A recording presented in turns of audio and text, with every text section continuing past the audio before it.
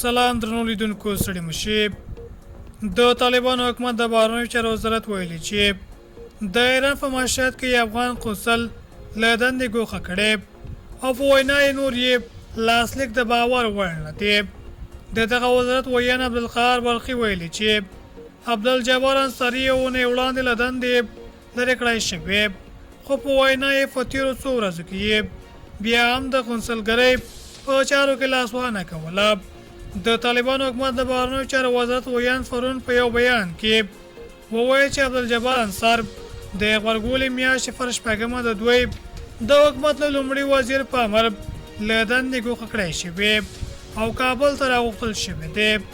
عبدالقهار بلخي لخوا خپاره شوی بیان زیاتوي چې نوموړی له دندې له ګوښه کېدو وروسته د قونسلګرۍ په چارو کې لاسوهنه کوله،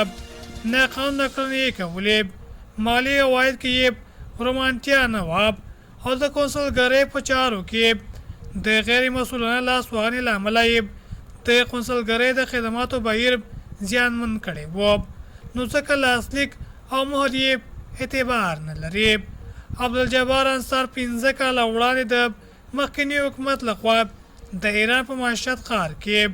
د افغانستان د قونسل په توګه په دنده ګمارل شوی و.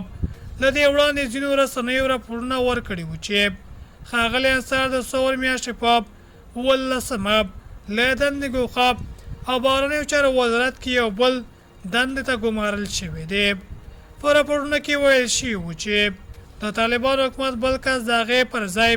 معاشرت کې د قونسل په توګه ګمارلی دی.